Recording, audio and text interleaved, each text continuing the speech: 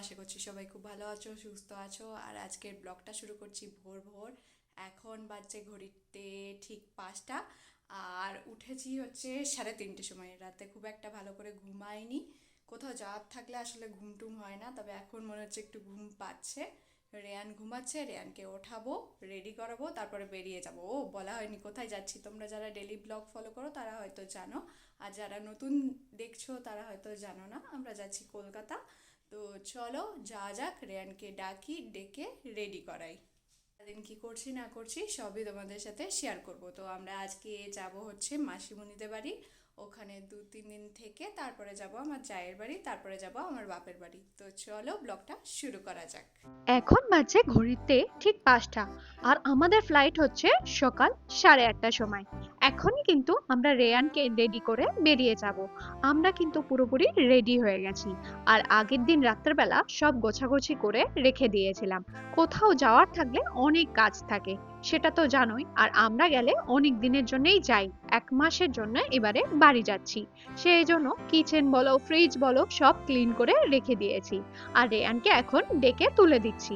রেয়ানের যদি কোথাও যাওয়ার থাকে তাহলে ঘুম থেকে উঠে কিন্তু একদম কান্নাকাটি করে না। যেহেতু আমাকে রেডি দেখে আর আমাকে রেডি দেখে বুঝতে পারে যে ও কোথাও বেড়াতে যাচ্ছে, সেই জন্য ও উঠে পড়ে। ওকে নিয়ে আমরা যেহেতু ছোট থেকেই ট্রাভেল করি, সেই জন্য ওর ট্রাভেল করতে খুব একটা প্রবলেম হয় না। আর ও বেড়াতে যেতেও কিন্তু খুব ভালোবাসে।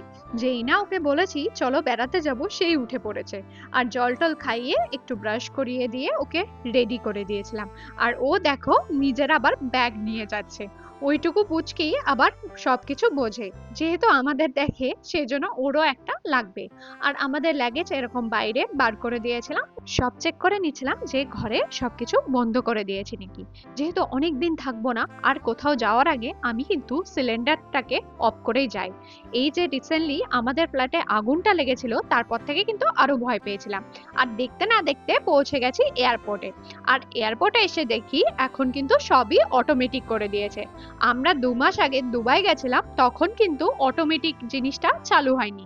মানে নিজে নিজেই কিন্তু বোর্ডিং পাস, স্ক্যান সবকিছু হয়ে যাবে। লাইনে তোমাকে বেশিক্ষণ দাঁড়িয়ে থাকতে হবে না। এটা কিন্তু সত্যি খুব ভালো ব্যাপার। না হলে লাইনে কিন্তু অনেকক্ষণ দাঁড়িয়ে থাকতে হতো। তো আমাদের সবকিছু হয়ে গেছে, আর লাগেজের জন্য ট্যাগও নিয়ে নিয়েছি। তো এগুলো কিন্তু এখন নিজেদেরকেই করতে হবে। আর আমাদের তাড়াতাড়ি কিন্তু এবছর সিকিউরিটি চেক ইনও হয়ে গেছে। তারপরে আমরা চলে গেছিলাম এরকম লঞ্চে। আর এখানেই কিন্তু বসে আমরা ব্রেকফাস্টটা করে নিয়েছিলাম। রেয়ানের জন্য একটু ইডলি আর দই নিয়ে নিয়েছিলাম। ওকে কিন্তু কোথাও যাওয়ার থাকলে আমি ইডলি বা দইটাই খাইয়ে দিই। তাতে গ্যাস হওয়ার চান্স অনেকটাই কম থাকে। আর আমার জন্য এরকম চিকেন সসেস আর ধোসা এসব নিয়ে নিয়েছিলাম। তো এখানে কিছুক্ষণ বসে খাওয়া দাওয়া করে আমাদের ফ্লাইটের টাইম হয়ে গেছিল। তো এখান থেকে সোজা চলে গেছিলাম ফ্লাইটে। সত্যি কথা বলতে আমার যদি কোথাও ট্রাভেল করার থাকে আর যদি আমি খালি পেটে করি, তাহলে কিন্তু আমার সত্যি খুব কষ্ট হয়। সেই জন্য আমরা চেষ্টা করি একটু ভর্তি পেটে ট্রাভেল করতে, তাতে এনার্জিও থাকে আর ট্রাভেল করতেও ভালো লাগে। তবে আমাদের ফ্লাইটে খাবার বুক করা ছিল, সেগুলো আর খেতে পারিনি। যেহেতু সকালবেলা ব্রেকফাস্ট করেই ফ্লাইটে উঠেছি, সেগুলো আমরা একটা ব্যাগে নিয়ে নিয়েছিলাম। রেয়ান কিন্তু ফ্লাইটে উঠেই ঘুমিয়ে পড়েছিল। যেহেতু ও অনেক সকালবেলা ঘুম থেকে উঠেছিল। আর এখন ওকে সিট দেওয়া হয়েছে।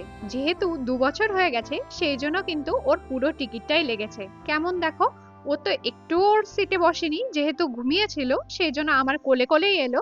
উপরন্তু পুরো টিকিটটাই লাগলো। এটা কেমন না, যদি বাচ্চাদের 3 বছর থেকে পুরো টিকিট লাগে সেটা ভালো, কিন্তু 2 বছরটা একটু বেশি তাড়াতাড়ি হয়ে যায়।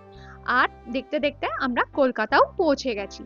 প্রায় একটা বছর পরে কলকাতা এলাম। পুজোর সময় কলকাতা আসিনি, এসেছিলাম নর্থ বেঙ্গলে, মানে আমার শ্বশুর বাড়ি। তখন আমার বাড়িও কিন্তু যায়নি। তো প্রায় 1 বছর পরেই কলকাতা এলাম। আর এইদিকে দেখো আমার মশাই আমাদেরকে নিতে চলে এসেছে। আমরা বলেছিলাম আমরা চলে যাব উবের করে, কিন্তু কে কার কথা শোনে। তো এখানে এসে আধা ঘন্টা ধরে দাঁড়িয়েছিল। আমি বিয়ের আগে মাসিমণিদের কাছে 2 বছর ছিলাম। মাসিমণিদের সাথে আমার অ্যাটাচমেন্টটা অনেক বেশি। আর ছোটবেলায় কিন্তু মাসিমণি আমাকে মানুষ করেছেন, মানে একদম ছোটবেলায়। আমার কাছে আমার মা, মাসিমণি আর মামুনি মানে তিনজনাই সমান। আর অ্যাটাচমেন্ট অনেকটাই বেশি। আগে মাসিমণিরা কেরালায় থাকতো, আর আমি ওখান থেকে কিন্তু ফ্যাশন ডিজাইনিং কমপ্লিট করি। এই কয়েক মাস হলো কলকাতায় শিফট করেছে, আর বাড়ি এসেই রেয়ান কিন্তু ওর মামার পিছন ছাড়ে না, ভাবো তো। আর এখানে ফ্রেশ হয়ে রেয়ানকে করিয়ে দিচ্ছি লাঞ্চ, তারপরে সবাই মিলে কিন্তু বসে পড়েছিলাম লাঞ্চ করতে। ওদের সাথে কিন্তু আমার একটা বছর পরে দেখা হলো। এখন ভাবতেও কেমন লাগে যে দেখা হয় প্রায় 1 বছর আগে, বছরে দুবার করে দেখা হতো। কিন্তু কি করার, এখন আসা যাওয়াটা অনেকটাই কিন্তু কমে গেছে। আর এখানে মাসিমুনি সবাইকে খাবার সার্ভ করে দিচ্ছে। আর মাসিমুনি কিন্তু প্রচুর রান্না করেছিল, চিকেন, চচ্চড়ি, যা যা খেতে ভালোবাসি, পেঁয়াজ কলি, আমি পেঁয়াজ কলি খেতে ভালোবাসি বলে সেটাও বানিয়েছিল। যা যা খেতে ভালোবাসি সবকিছু মাসিমুনি বানিয়েছে। এই যে জামা কাপড় রেয়ানের, আমার, ওর, এগুলো মাসিমুনিরা দিয়েছে। তো এগুলো এখন খুলে দেখছি। খাওয়া দাওয়ার পরে সবাই মিলে একটু গল্প করতে বসে পড়েছিলাম, যেহেতু অনেক দিন পরে দেখা হলো, বুঝতেই পারছো।